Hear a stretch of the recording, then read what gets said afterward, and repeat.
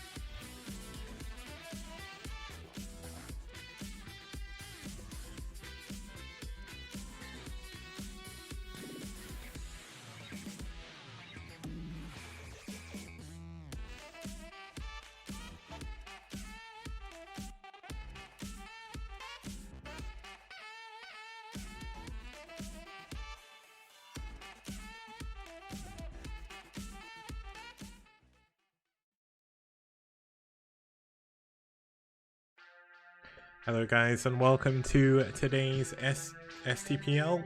My name is Kix. If you're just joining us for the first time, this is Season 3. We've currently got a prize pool of around $1,400 of our $2,000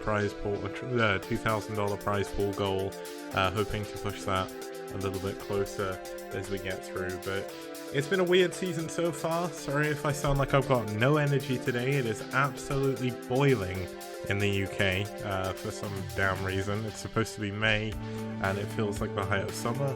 There's absolutely no breeze and I am losing the will to carry on, man. Oh my god, today's tough. But this is the format of the STPL. If you've not seen it before, every series is best of 5 up to the playoff finals, which are best of 7. Set 1 to 4, all the lineups are selected in advance, all the games are played at the same time. So regardless of the outcome of the series, we will see 4 games today. Set 5, if we make it to it, is the ace match, and every player has the ability to compete again.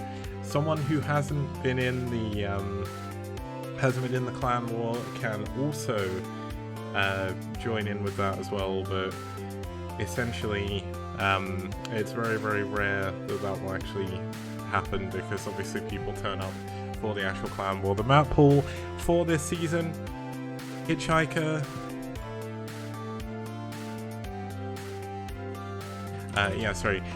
Monty Orlesi, Core Breach, Tripod, Andromeda, Byzantium 3, Fancy 2, and La Mancha. Now, I have only got one series for you guys today. Just quickly reselecting the event just to make sure we've got this here on TL. Hopefully Tupac will be able to do that, but essentially looking pretty good. Hopefully we'll have a good series. It is always one of those worrying things where we only have one series per day, but it is only going to be Monday, Wednesdays, and then Fridays we'll have 2.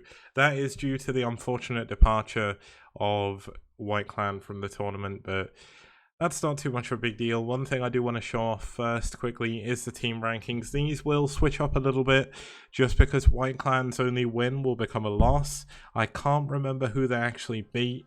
It's been a very weird 4 weeks for me, but we'll have to see how that's going to play out. Obviously, the top 4 teams are doing pretty well so far. We've got Soul Gaming, IRK, Valhalla, and Eternal Friends. Eternal Friends actually coming out doing a really good job, beating White Clan in week 1 and winning their second game as well. Now, they're actually going to be one of the teams we're going to be seeing today. The other one is going to be Red, so this is actually quite an important match in terms of standings. Let's have a quick look at the player table as well, just to see how everyone's been doing. Scan at the top. Noob comes back, plays 1 game, and takes back second from Kogut. Famasi, who obviously has retired, is currently in 4th, so people will slowly be able to push him down the rankings. DeWalt, with an insane number of wins, is there in 5th. 44 wins, which is more than anyone else in the STPL. Eonzerg up there as well. He's also not in an STPL team currently, but in Season 2 he did an incredible job. You can even see by his win-loss record. Spire, Bonith, Taitu, all doing pretty well as well. Bonith really skyrocketing his way up through the rankings. And Forever for Valhalla team in 10th as well, with a quite frankly ridiculous win rate. But let's have a look at the two teams we're going to have today. Starting us off here is going to be Eternal Friends. Now, Eternal Friends, as I said, are a pretty strong team. Sorry, I'm also trying to sort the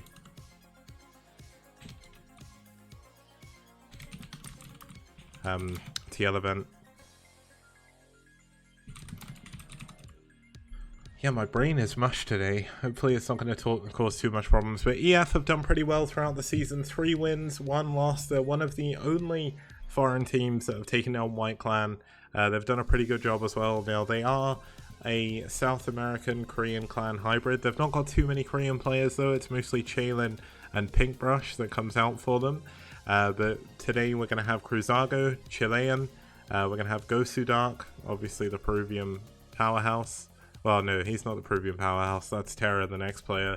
Terra, obviously, if anyone watches Foreign Brood War, will know him very, very well. He's also a really good streamer on Twitch. And Chaelin, also a Twitch streamer, does really well for herself. And in the STPL, she has played some incredible games. So we've got a good lineup from them.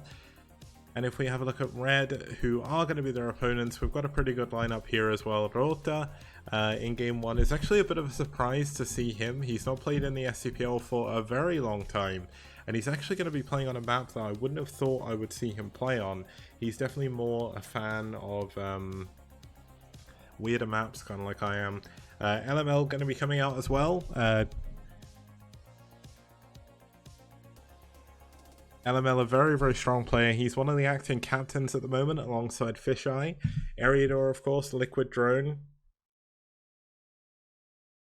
Yeah, I know about the lack of event. I'm trying to sort that at the same time, but it's kind of awkward to try and do everything at the same time.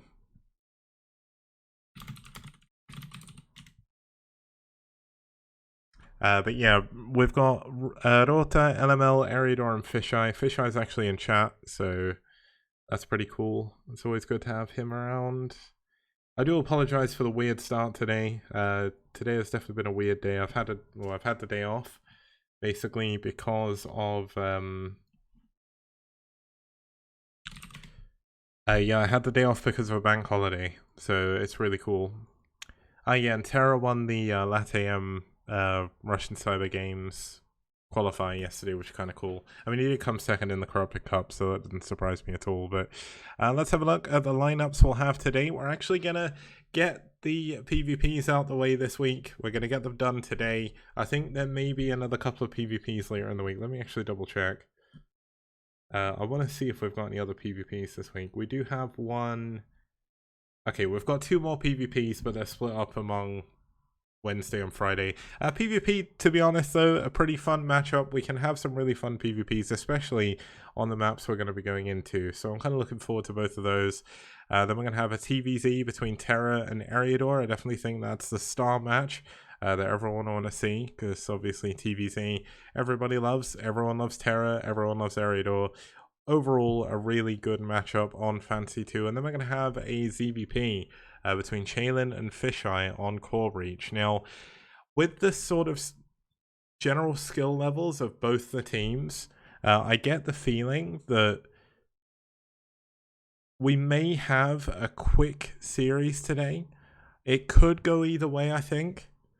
But I get the feeling that EF may have a little bit of an edge. Red, definitely not to be forgotten. Once again, I do really apologize for being crazy weirdly tired today. It's all good though. Let's get into the games and we can sort that out. Starting us here, we've got the TL event sorted now as well. It's going to be Cruzago. Now, up until now, his flag has incorrectly shown Peru. He is, in fact, Chilean. He's one of the best Chilean players as well. And in the STPL, of both games he's played, he's won both of them. So, doing pretty well for himself. And his opponent, fighting here for Red, hasn't lost or hasn't won a game so far, but he's also not played in the STPL since 2018, which is a pretty long time ago now. It's kind of crazy to think that the STPL has been going since 2018, but it has. We're here, we're in Season 3, and we're heading towards having the biggest prize pool we have ever had, thanks to our wonderful sponsors, Liquipedia, Esport Fund, and Maturino. One thing I would like to bring up as well is if we go into the map, we'll have a look at what they're going to be playing on now. I think Andromeda is actually one of Rota's favorite maps, so hopefully he's got something a little bit more interesting prepared for here. PvP on this map can be a little bit funky. We've actually had a couple of kind of mid-gamey PvPs so far.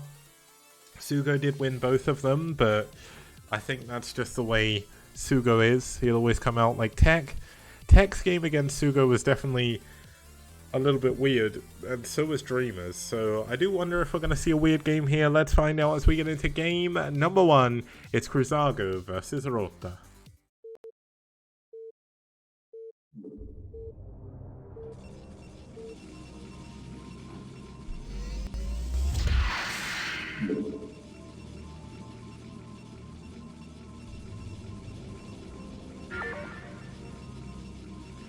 Okay, starting us off here in the top right hand position, we have in the red, fighting for EF, it's Cruiser.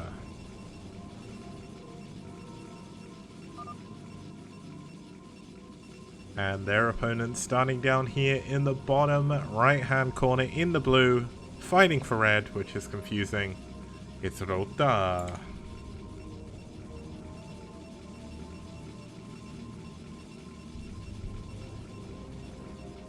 Now Rota is sending a probe out a little bit early, maybe just going to build closer to his ramp. Yeah, I think that's what he's going to do. I was going to say, is he going to go for some weird like proxy shenanigans, but honestly, given how late the probe was, probably wouldn't work out too well. Now, if you don't know Andromeda, there's actually a mineral only in your main, which is kind of just around this area here, and around this area here for Cruiser. And it means you can turtle pretty easily on 3 base. Now, it's very rare for a PvP to ever actually make it to 3 base, so I don't know if we'll see that. We could have. We saw it with Dreamer and Sugo. Both of them actually did take that mineral only now, and it does look like it's going to be 1 gate versus 1 gate, so that's actually a pretty good start. Usually heads towards a more macro-orientated game other than when you have 2 gate. We are going to have gas coming in here for both players. Looks like Cruisers was ever so slightly ahead. And Rota actually... Wait, let's double check that, because Rota looked like he saved a little bit of money. Yeah, Rota actually scouting in the middle of the map, double checking for any proxy gates. Now the problem Rota is going to have is he's going to scout last, which means he's very unlikely to be able to get into the main base. But Cruiser's not actually opting to scout at all, which is very, very surprising. That's a really risky play, but we'll have to see how that's going to play out.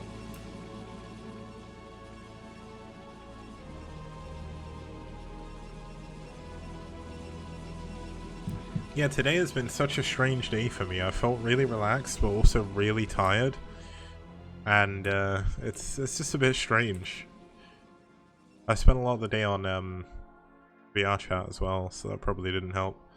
Just chilling out all day, pretty much doing absolutely nothing.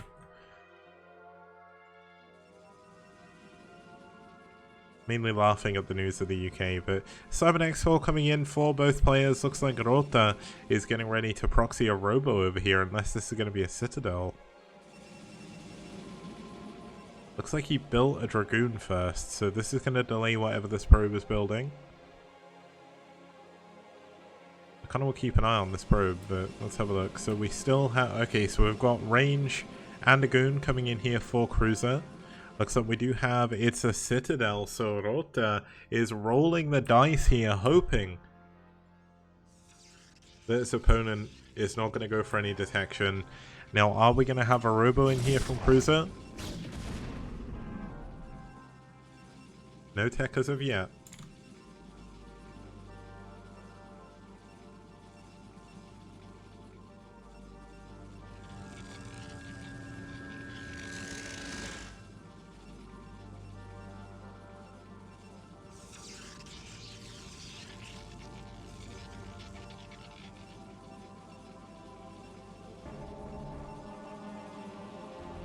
Alright guys, just 1 second.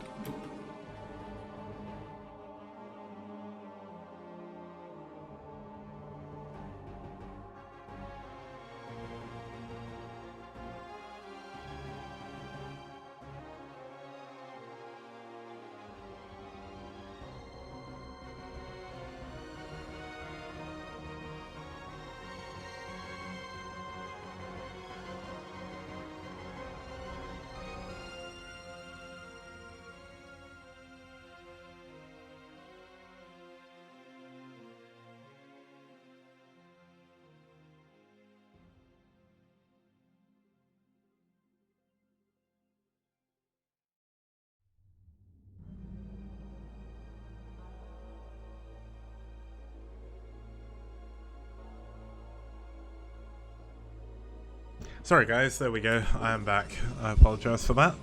Now we do have the Templar Archives, a robo actually, so it's going to be a DT drop coming in from Rota here, which is definitely an interesting choice. There's still...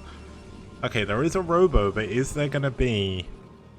Okay, oh my god, the Templar Archives is actually really late. Rota only actually has 2 units on his ramp. There's no more coming in. Is Cruiser just going to hit the perfect timing here? Is he just going to break the ramp? Oh my goodness. Rota actually playing a little bit greedy here. Now if this Zealot comes in, this is going to be a big problem because there's going to be 1 Dragoon against 2. The Zealot gets on the high ground. Rota is going to pull back. He's saving... He's waiting for the DTs. Now the DTs could technically still end the game, but I don't know if he's going to get the option. The probes are going to have to be pulled here. He's pulling back to where his Templar Archives is. And there's just going to be units filtering in here. And the trouble is, to defend against this, he's going to have to use the DTs. And if you do that, there's already an observatory on the way. This gamble by Rota just isn't going to pay off the... Oh my god, is the pylon going to die? There we go, GG. The pylon's about to die. He knows he can't finish the DTs, and Rota taps out after a very quick game number 1. So that was definitely not what I was expecting from game 1.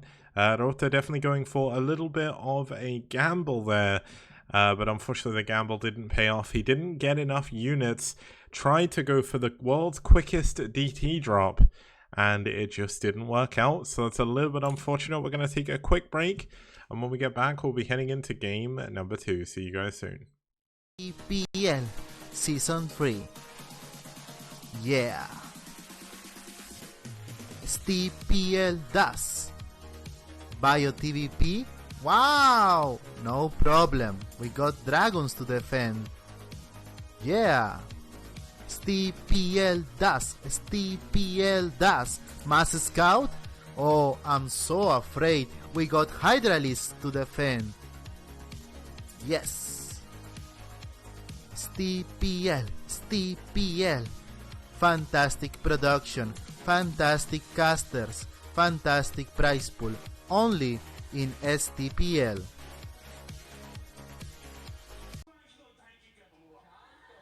I'm about to overload my aggression inhibitors.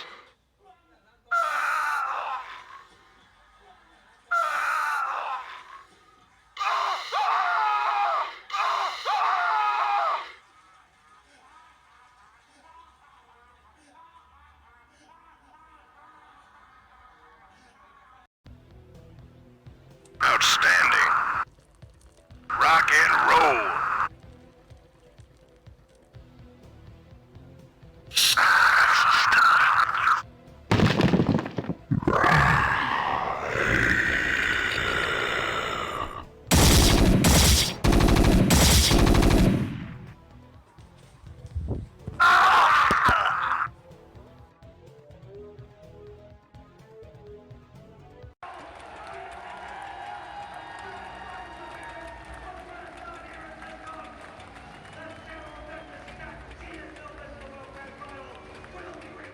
Okay guys, welcome back. We're here for game number 2 of today's STPL. If all of the series goes like that, I will literally be casting for about half an hour, which would be crazy. Just to quickly answer the question of what happened, not really anything has actually happened today, and I think that's why it feels so weird. I had the day off because it's a bank holiday, and it's been really hot, like really hot. There's like no breeze at all, and I do not deal well with heat, so I think that's been my problem. It probably doesn't help that I've been sat heating up my room all day with a PC, but I mean, I'm not going to sit here and do nothing, right? But as we go into game number 2, starting us off here, we are going to have Gosu Dark for EF. He's been one of their better players this season so far. He did really well in this season and last season at BSL, and overall he's just a really strong Peruvian Protoss. He's probably, I think he is the strongest Peruvian Protoss player at the moment. He's currently got 100% win rate in PvP, but that was only in 1 game, and a 75% win rate overall, but that's only over 4 games. So not too many games here for Gosu Dark just yet, but as we get through the series, the season even, that will most likely go up. His opponent fighting for red is one of their star players here. Cryok definitely the star player of Red, but LML's still an incredibly good player. 3 wins, 0 losses against Protoss, which is pretty cool. And a 61% win rate over 13 games, which is definitely quite impressive. That's a lot of games to A, play, and B, have a good win rate on. So, really, really good to see. Let's have a look at the map we're going to be going into. It is going to be Hitchhiker. This is one of my favorite maps this season. It's a 2-player map. This is the latest version of Hitchhiker, Hitchhiker 1.4, I think it is now. It was made and updated for ASL Season 9, were we just on? I think it was Season 9. And basically, it's just a really fun map. It's super strategic. In PvP, it's often very, very fast, very quick. We have had longer PvPs, like back in Season 1, Radley the Ghost King played Protoss against Oyagi, and they had a 40-minute game. I think it's actually one of the longest games we've had in the entire STPL. Let me double check. Yeah, it actually, no, it just misses out somehow. Yeah, it just misses out. It didn't break the 40-minute barrier, so it didn't make it into the top 5. But either way, that was a crazy, crazy game. Now, this season, so far, we've had three PvPs on this map. One of them was definitely highlight-worthy in Kwanwu versus Moray. DeWalt versus Yeti was really good, and Mighty versus Fisheye was a little bit more one-sided, but that can't really be helped. Now, let's get into game number 2. It's Ghost to Dark versus LML.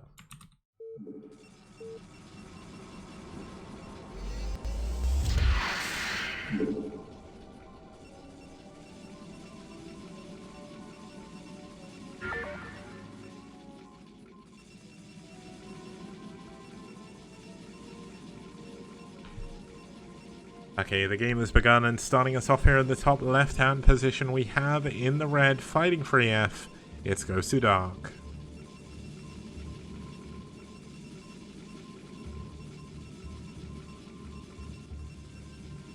And their opponent spawning down here at the bottom right in the blue, fighting for red, it's LML.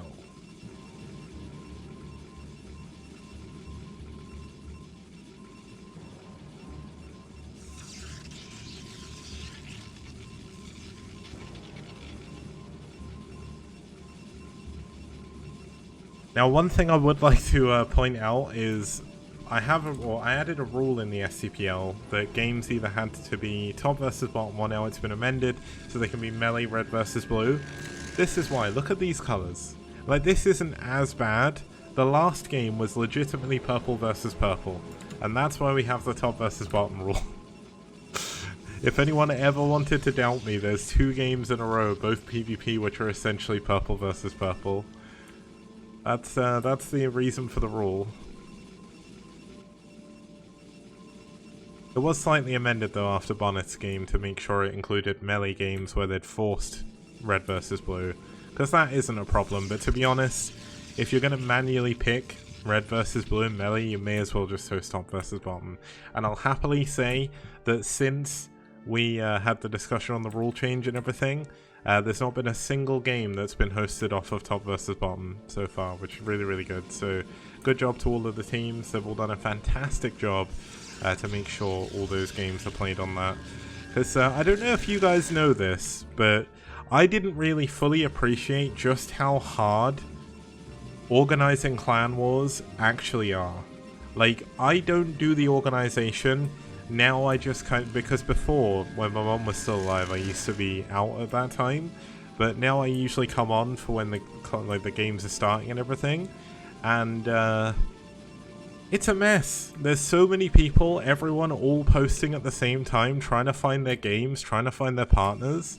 It's impossible to tell what's going on. Like, the clan leaders, people need to... Oh my god, look at that. Blocking the probe, but unfortunately didn't manage to catch it. The probe did manage to glitch its way out, but... yeah, basically, the clan leaders need a lot of respect, guys. If you see any of the clan leaders, if you know who they are, be them the clan leaders for BWCL, STPL, or otherwise. I don't really know if there's any other real clan leagues going on right now, but, well, outside of Korea, but if you meet them, give them a little bit of respect, because damn, they do a damn good job at organizing everything.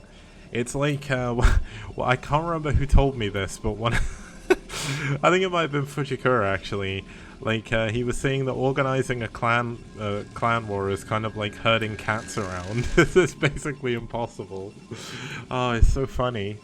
It's so good though, like they really do a lot of work. Now it is going to be 2 gate versus 1 gate in this game, so we're kind of getting a little bit of a different game to last time. I mean, last game was definitely a little bit more surprising, but yeah. Last game was like a failed DT drop because the other person just pushed. And yeah, hit him up is the clan leader for Ash in STPL, so if you want to give him a little bit of respect, you can do. Not too much though, don't let him go to his head. Sneaky Lava in chat saying clans have always been a mess. I remember clan wars where three or 4 of the players were missing. Luckily enough, in the STPL, the teams are so well organized, they are run like clockwork. We have never ever had a situation where 3 or 4 of the players didn't turn up, other than the week that White left and VT and White both missed everyone. But I mean, that's just that was just a messy week anyway, so we'll just ignore that week. We'll scrub that from the annals of STPL history, and we'll carry on forward with one less team, but still an incredible lineup. Now, Gosudark actually pulled 2 workers off the line to defend his ramp against a push that never actually came, so that was a little bit of excess mining time lost. This has given LML a chance to go up to 24 probes. He's up 5 supply. Obviously that does help that he had 2 gateways. But we are going to have a robo for both players. For both players. I really don't know what's wrong with my English today. Admittedly, I've spent most of the weekend speaking Japanese on VR chat, but I should still remember how to speak English. Now we've got a support bay and an observatory coming in here, down here in the bottom left of Gosudark's base, so he is going to play this very carefully, likely going to go straight into the observer, yeah. So he's going to go observer into Reaver after. This is kind of the safety play. Luckily enough for Gosudark, well, luckily enough for LML, he's not going DTs, he's actually going to go for an expansion on the high ground. This could actually lead to a bit of a longer game, but I don't want to curse things because we are going to have a Reaver come up soon, and I don't know, yeah, I don't think we're going to have Reavers coming in here for LML.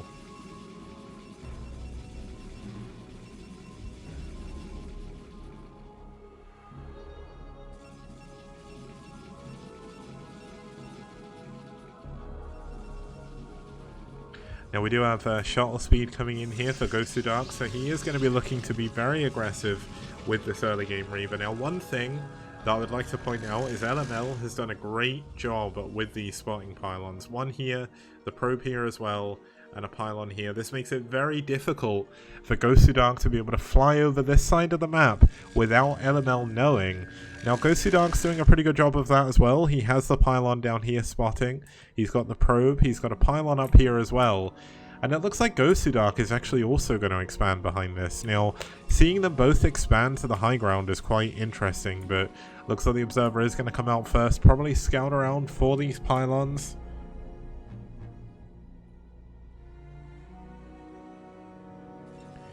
And we'll soon see.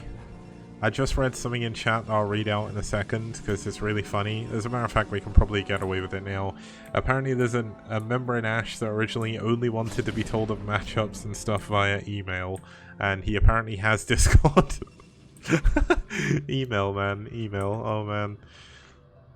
Now, how are we going to see Gosudark use the shuttle as it comes out? Is he going to go straight in? He knows about the expansion from his opponent. He's actually down 5 workers. Now, LML knows what's coming. He does lose his observer, which is a little bit of a pain. That is some money he won't get back. But these Dragoons are getting very lucky with this building. This is probably the quickest 5 Dragoons are killing this down here. Now we've got 3 gateways coming up for LML. I think this is like the 5th pylon, 6th pylon, probably more. But the fact there is this expansion is a pretty big deal. Oh, here we go. The shuttle's going to come into the natural. There's no Oh my god, there's no Dragoons here. Oh, they are, but they're just out of position. Oh, the Reaver! 3 kills, I think that was. 4 kills, 5 kills actually. The Zealot actually going to be helping out a lot. This is going to be a big Scarab hit on those Dragoons, definitely softening them up. And it looks like while this is going on, he's getting ready to try and push up to the ramp. Oh, that's a big Scarab. But, oh, it looks like, oh my goodness. Oh man, this Reaver is doing so much damage. He's going to have to send more Dragoons down here to defend this. The probes have been split up nicely. They're going to have to run away from here. Now, obviously, with all of the Dragoons heading into the natural, looks like Gosuda are going to use this opportunity to push towards the ramp. And that is actually going to be a big, big timing in this game. There is 4 gateways, though. So if he doesn't break up this ramp immediately, he could find himself in a bit of a weird position. Now, there is an observer scouting for any reinforcements. He's actually going to see the shot if it goes back far enough. Okay, that was definitely a weird place to drop the Reaver, but I guess he's getting ready for some kind of... I think he meant to drop just the... yeah, just the Zealot. He's picking up a second Reaver. This is a big, big army coming in here from Gosuda, and that's really going to put the hurt on LML. LML is in a strong position. When you're up a ramp, it makes it very difficult to be broken. But if we have 2 Reavers come to the bottom of this hill, they are going to be able to break up absolutely no problem. We still do not have a Reaver here for LML, and a lot of LML's units are still back here defending. They can't leave this area, but if they leave this area... then the Reavers are going to push at the front or into the natural. But here we go, 2 Reaver Scarabs going off on the high ground. The Reaver from LML has no Scarab still. Looks like he's trying to move back, trying to hold on to the top, but 2 Reavers coming in here. There's going to be no recompense for this, and it looks like Gosuda has actually just about managed to break through here. And with really, really nice army control, he's going to be able to clean up everything, not losing a single Reaver. 11 kills and 5 kills on that one. These are the money Reavers, and there is a Artosis pylon here as well, just for good measure. Although Artosis doesn't really play Protoss in this game, so it doesn't really count. But either way, two of the gateways going down immediately. We've got another Reaver here. It doesn't have any Scarabs still, and this is definitely going to be a problem because there's absolutely nothing that LML is going to be able to deal with this. He's got 2 Reavers shelling down everything he has. There is a Reaver back down here that could help out, but unfortunately it's just not enough. The gateways are all unpowered. No more units are going to be coming out here. GG, LML taps out, and Gosuda takes the series 2-0.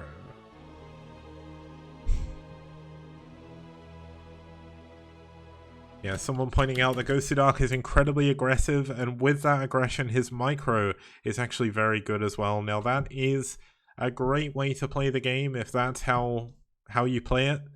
More power to you. I'm definitely not good enough to do that. Now, you'll notice it's getting darker and darker in my room because it is becoming nighttime, finally, at like 8:30. But I'm leaving the light off because I'm boiling hot. So when we get back in just a few minutes, we'll go into game number 3. It's going to be Terra versus Eriador. It's going to be a good one. Don't miss out.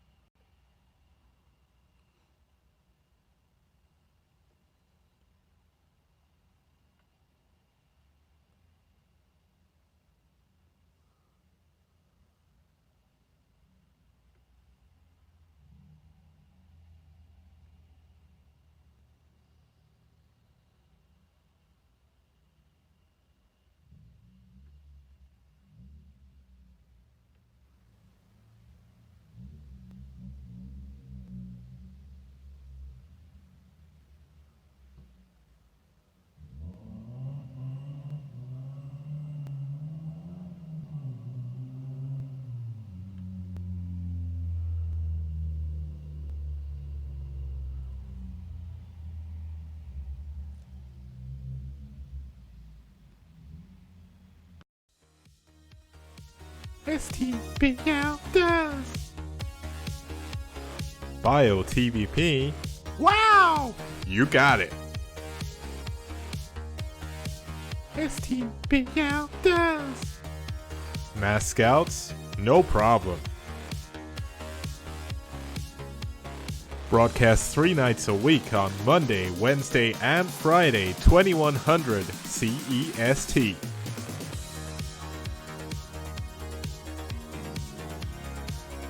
Fantastic casting, fantastic production, fantastic prizes.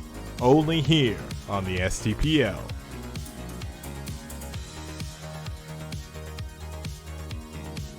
Did you know Reavers could be this radical? How did these lings even get here? All I know is that's one dead base. STPL does! Wraiths, Valkyries, Carriers, and Corsairs? Forget about it. You won't see that anywhere else.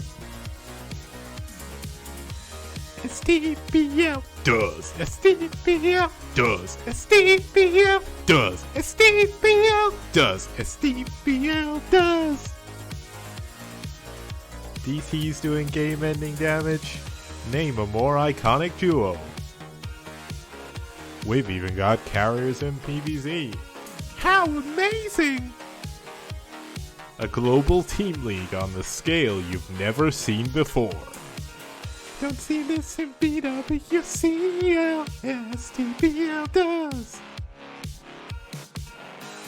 All that and more, only on this amazing 64-bit STPL. What BWCL don't. Impressed? I know I am. Why not support us on the link below? Patreon.com/kicks. But act fast. It's a limited offer.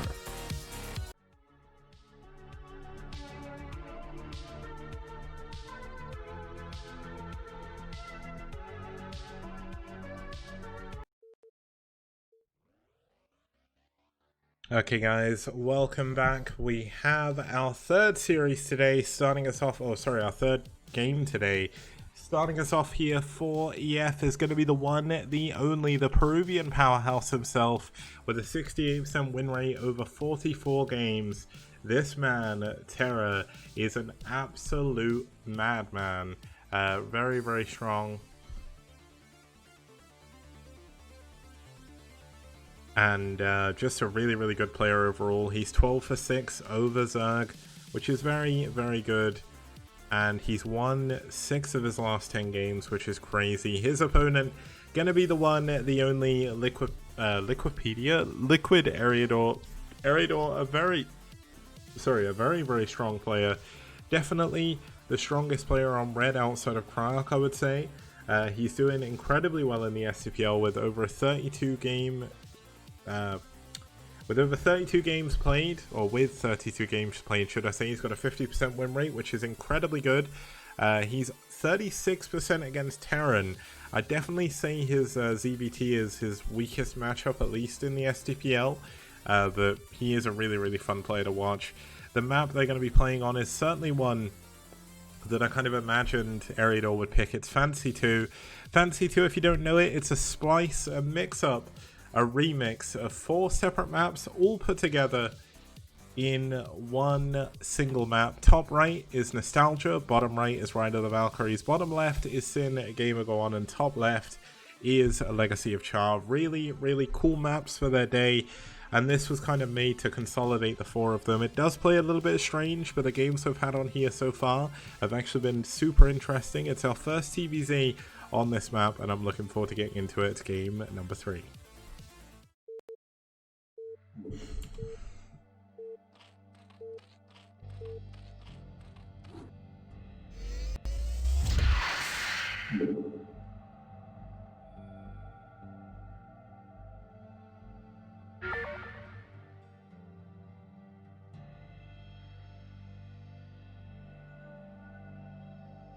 Okay, the game has begun, and starting us off in the bottom right hand corner in the teal, fighting for red, it's Eriador.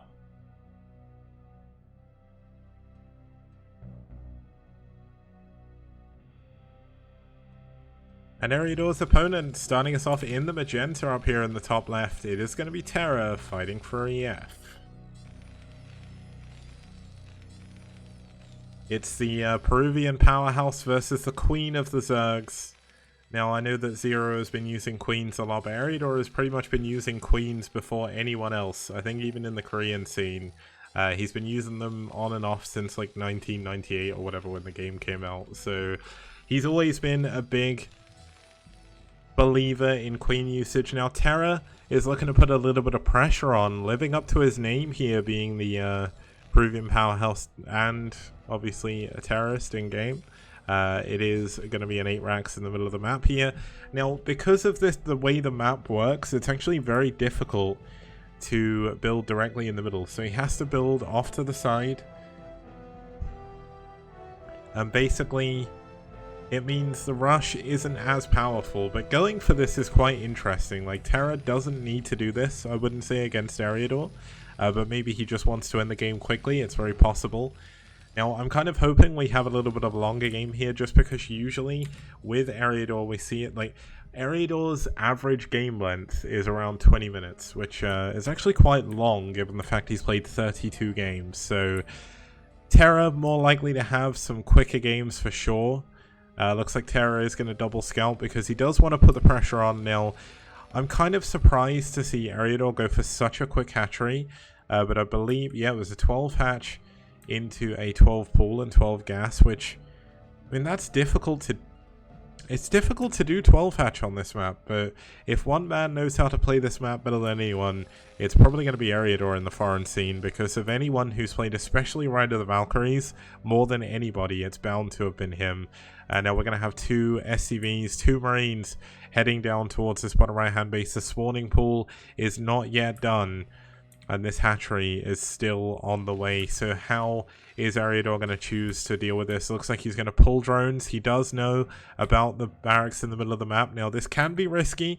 If you lose these drones, you could be in a big problem. But he is eventually going to have some lings coming in. Is he going to build a sunken back here to defend against this? Or is he just going to go for Zerglings? Looks like he is going to try and build a sunken. He's going to go for a second one as well. But this could be a big problem. Now, this is a really nice drone drill. How did those drones hit that Marine from that far away? Now, if Terra can get this to 100 health, it means when this pops into a sunken, it's going to be down to 1 health immediately. But looks like a couple of lings come out, do push away the Marines for the time being. But looks like Terra just could have a little bit too much here. This sunken's going to pop immediately. The second one is going to be close as well, but looks like drones are going down, lings are going down, but the sunken is alive. If he can kill the Marines before the sunken goes down, he can hold on, but if not, no, he can't. I don't think he's going to be able to hold on to his natural, and this was a very well executed all in here from Terra. Back home, Terra is not adding on anything else. He's been adding on a lot of workers. He is finally going to be expanding. But I don't even think that Ariador is going to be able to hold on to his natural here. And when you lose your natural as Zerg, you are in a pretty awful position. He's down at 5 drones.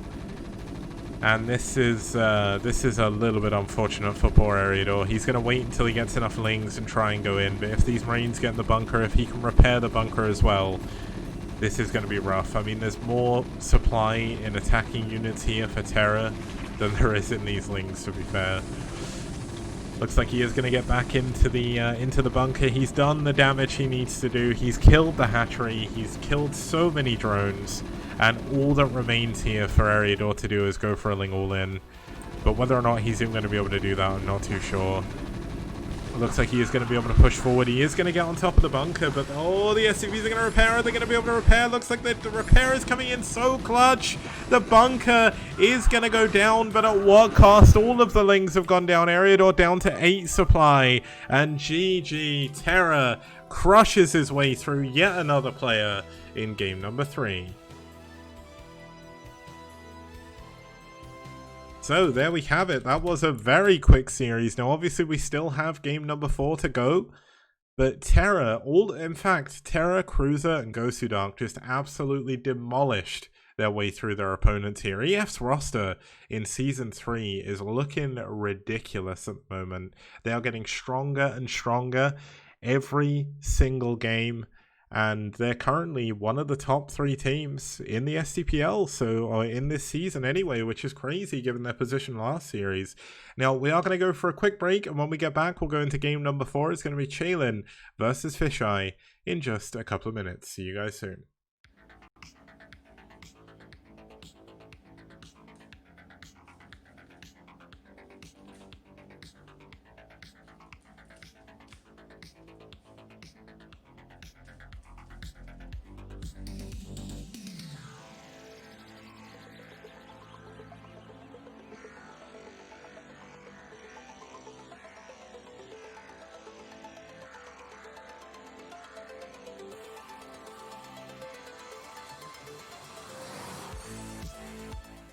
And people like Kix, for example, who has an encyclopedic knowledge of every map that's ever been released on StarCraft. And he's a map man! Skibidi-bidi-bidi-on-do-do-do. Skibidi-on-do-do-do. Skibidi-bidi-bidi-on-do-do-do. He's a map man! Ba-da-ba-da-ba-dee-da-ba-ba-da-boop. Ba-ba-ba-da-boop. Bee-da-ba-ba-da-boop. Ba-ba-ba-da-boop. Everybody plays one way or the other, so check out my message to you. As a matter of fact, I don't let nothing hold you back. If Kix can do it, so can you. Gooba-dooba-dooba-dee-da-ba-ba-da-boop. Ba-ba-ba-da-boop. Please don't listen to him for maps. Yeah.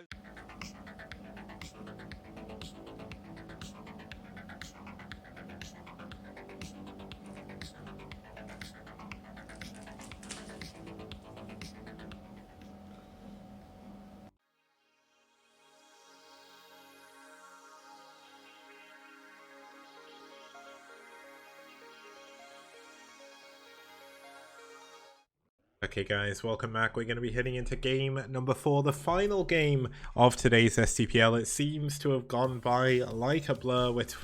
We're 40 minutes in essentially, and we're almost done with the series basically. There is just one match today, Custom Use, just so we can still get a match to cast on Monday, Wednesday, Friday. That was a Dreamcast. It's currently not plugged in. I unplugged it a while ago. But I was playing Jet Set Radio on it before I did that video, I think, if I remember rightly. But Jet Set Radio, an awesome game. Dreamcast, an awesome console. Although now, I'm just going to go here a second, because now I'm starting to use MUVR, and MUVR is incredible. You can use it on desktop mode as well. You don't need VR, but it's genuinely probably the best emulator I've ever used. All it is like a RetroArch thing where you inject RetroArch onto a TV and a screen. Like, it's just really good. I should probably take some footage, but I've been playing like Time Crisis and Point Blank and stuff like that on PS1 through it, which has been awesome. But let's have a look at the players we've got in our final game of the series. Starting us off for EF, it's going to be Chaylin. Chaylin doing an incredible job in the STPL for EF so far. She's ranked 24 overall, 61% win rate against all races, and 62 against just Protoss. So really, really strong player.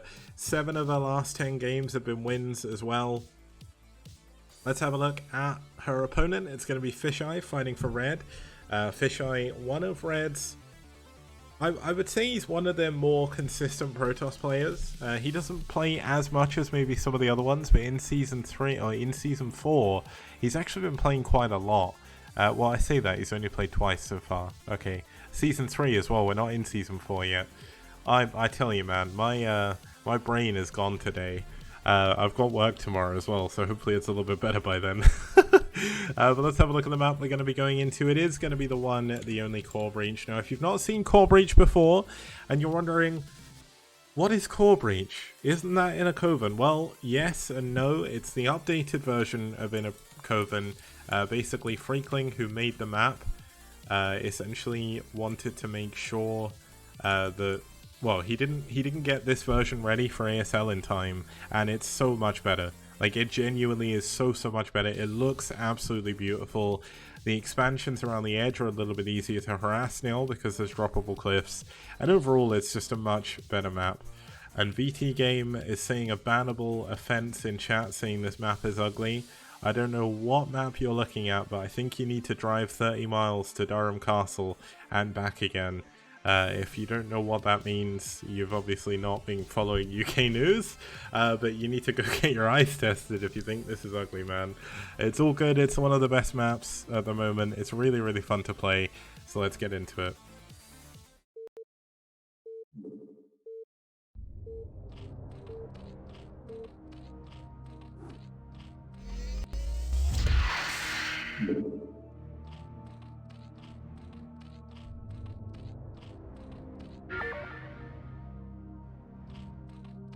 Okay, the game has begun, and starting us off down here in the bottom right hand position, it's Chaylin fighting for EF.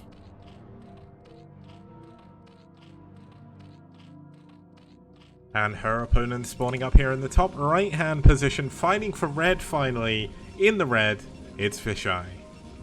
We've had 2 red players play blue so far, and it's been really confusing. But can I just bring up once again why the top versus bottom rule is so important? It's red versus pink, which isn't necessarily that bad. but I would still rather more contrasting colors. If you guys don't mind red versus pink, I'll swap it back. But for minimap readability, I think red versus pink is a little bit worse. Thing is, sometimes like when you have like teal and magenta, both of those colors are really beautiful, and together they look amazing.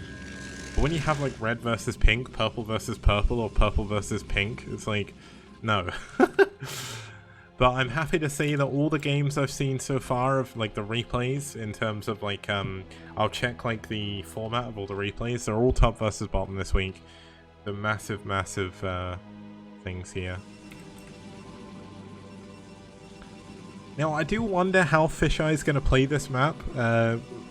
Basically one of the things about this map that you may not know, I'm going to show it off, is this little black box here is a floor gun trap. Now, this is invisible to the naked eye, so it means the only way you can Nexus first, which is what Fisheye is going to be doing here, is building your Nexus off center. Now, usually that wouldn't matter as such. Well, it would matter because you're not obviously not building, you're not mining efficiently. But honestly, it's not too big of a deal.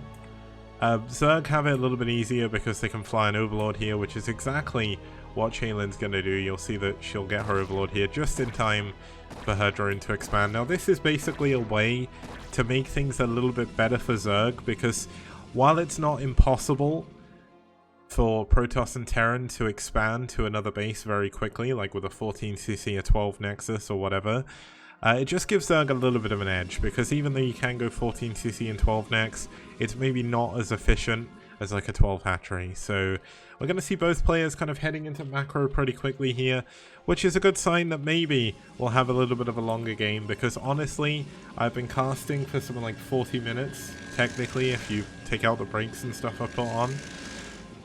And we haven't really got a chance to warm up yet today. And now on Wednesday, there is going to be another single series that we'll be watching, but it's going to be VT versus Seoul. There's some very, very good matchups in there. VT actually added Yangtze and Yangtze and Pitbull to their roster after the departure of Wiko. They've kind of had to expand their horizons a little bit. But Wiko, as far as I'm aware, could possibly, I don't know this 100%, but they could be interested in joining the STPL themselves. So we could be seeing Clan Wiko join in Season 4, which could be pretty cool. And if we get White Clan back as well, because I'm not sure if they'll come back in Season 4 or not, we could actually have some incredibly strong teams rounding out the rest of the roster for next season. But even in Season 3, there's still some incredibly strong teams at the moment. Now we do have a Stargate coming in here from Fisheye, very standard play for this map. You want to make sure that you get a Corsair out as quick as you can to go scout. Now Fisheye did a good job getting in with the probe as well. Now this is one of the funny things about this map. The probe is going to be able to get away. The Ling can eventually break through these eggs, but honestly, probably better not to at this point in the game. Hit him up saying in chat that it's time for Ash to retire. Well, that would be a bad idea given the fact you are one of the stronger teams. And if you want to retire, then woof. You can't I'm just going to say Ash aren't allowed to retire until they win the STPL. That's it. You may never win, but that means in 50 years we're on STPL season 120 or something. You'll still be playing. I'll force you to still play. Oh my god, in 50 years I'll be turning 80. Oh man, why did I remind myself of that? Oh no. It's so far away, but it feels so close. Oh man, why am I 30 this year? Why am I so old? Oh no. Now we've got a Forge here coming up for Fisheye. This is going to allow him to go for a quick +1 if he wants to. I mean, this is actually quite a late Forge given the normal circumstances, but we've got the first Corsair coming out here. Needs to be careful though, because Chaylin has her first Muteless starting to pop.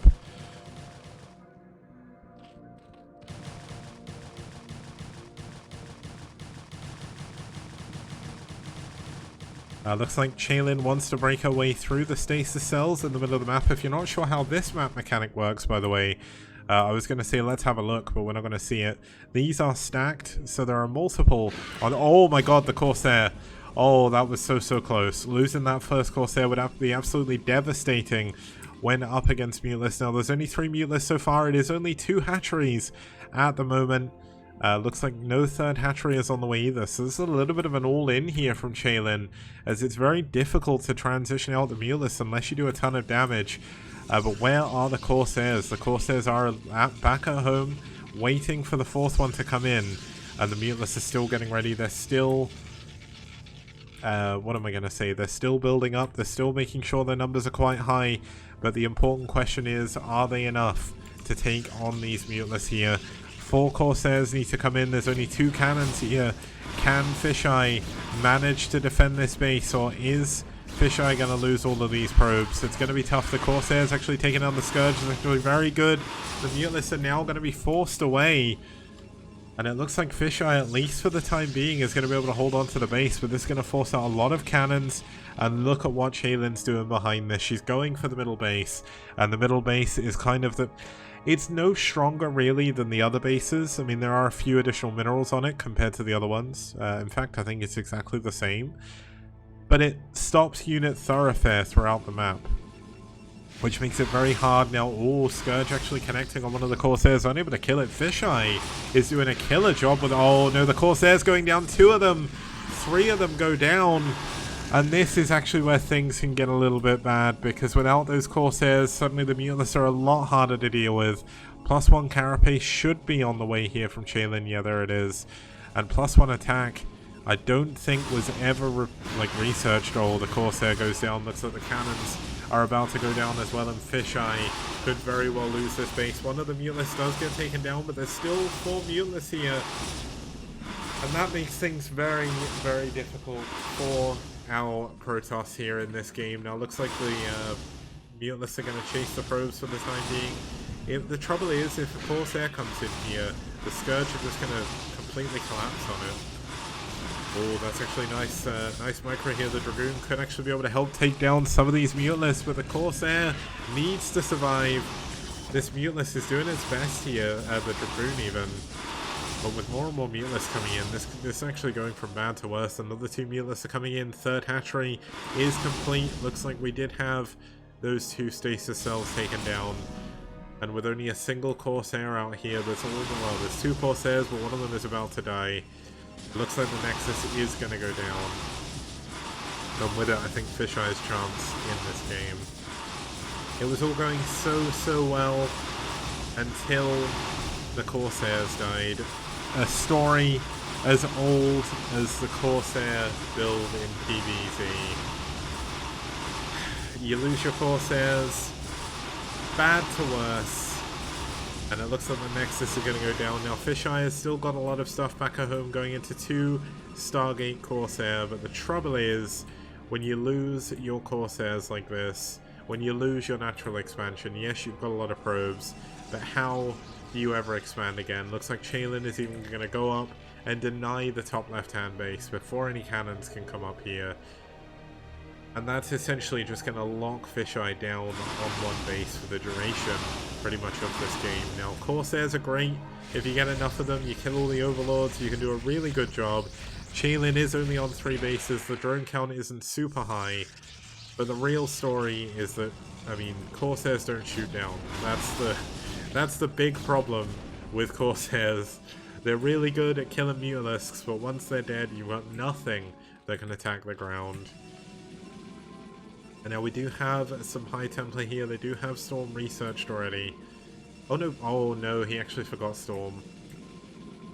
Yeah, I think this game is pretty much done. If he flies into these Mutalisks, maybe he kills all the Mutas, but at what cost? That is the main issue. +1 attack is done, which means these are going to do quite a lot of damage, but all the Scourge coming in, all the Mutalisks spreading really nicely against the Corsairs. And it would take a miracle to come back in this game, but I'm always one to believe in miracles, so let's see if it can happen. Looks like the pylon is going to go down, so no more Nexus here. Looks like the Corsairs going up to the top left to try and clean this out, trying to get ready to build the Nexus, but the Mulus count, the Scourge count, just keeps getting higher and higher. Fourth hatchery coming in the third base, +2 carapace is almost done, and the second +2 carapace is done. That's pretty much when +1 Corsairs do no damage.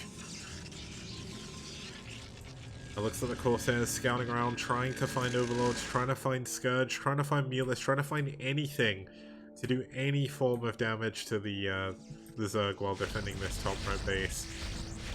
Oh no, the Scourge gonna collapse in, the Corsairs all gonna go down. There's so much Scourge here, the cloning so good. And with all of that, all of Fisheye's army goes down. GG. And Chaylin takes down Fisheye to round out the series with a 4-0 victory for EF.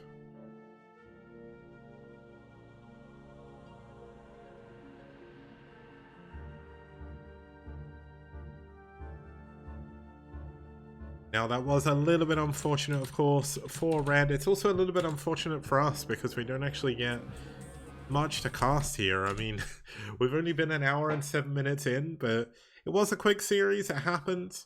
Cruiser took down Rota in a very quick PvP. That was kind of like a build order loss. We had Gosudark versus LML. Gosudark with very good aggression took down LML, who wasn't quite able to hold on to his early expansion. Terra taking down Eriador with a very quick bunker rush, and Chaylin taking down Fisheye with a pretty much typical Muta versus Corsair build. So, and LML saying he didn't want to torch me in the heat. So so they all had quick games. Well, thank you, man. Means a lot. I'm going to go back to the camera, not that you can really see me. It's really dark now. I'm going to sit in the dark until I can be bothered to actually stand up and go turn the light on. But that's going to be us for today. Big thank you to our sponsors, Esport Fund, Liquipedia, and Matrino. All of them fantastic resources. Esport Fund obviously does a lot. Standings I showed off at the start, but I can show them off afterwards.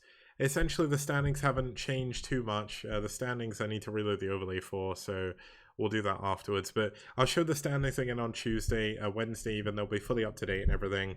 But basically, at the moment, Seoul are in first, EF in second. But because it's the start of the week, it's very difficult. But huge thank you to our sponsors. If you use the code STPLS3 on the contribute page of Matrino, you can add 50 cents to the prize pool completely free. Our prize pool currently sits... Whoa, my screen is bright. Our prize pool is currently sat at $1,300 of our $2,000 goal. If we can reach $2,000, our prize pool will be a lot bigger next season. So if you can help out, make that happen. Please help out. If not, it's fine. Just keep watching. Tell your friends. Follow us on Twitter. Sub on YouTube. And just keep talking about the STPL. It's great to have you here. It's great to always see the same people in the chat as well. I love talking to you guys. It's really good that you support the STPL so much. And thank you so much. But that's going to be it for today. I'll be back on Wednesday where we're going to see VT versus Seoul. Just to give you a sneak peek of those matches. Where are we? So VT versus Seoul did happen, unlike VT versus White. It's going to be Bishop versus Shine in game 1. Yangachi versus Mighty in game 2. Pitbull versus Hero in game 3. And Cross versus Soma in game 4. So it's really crazy. I'll leave that on so you got a little bit extra light on me. But either way, that's me for today. See you guys on Wednesday. Don't go anywhere. Well, go somewhere for now, but come back.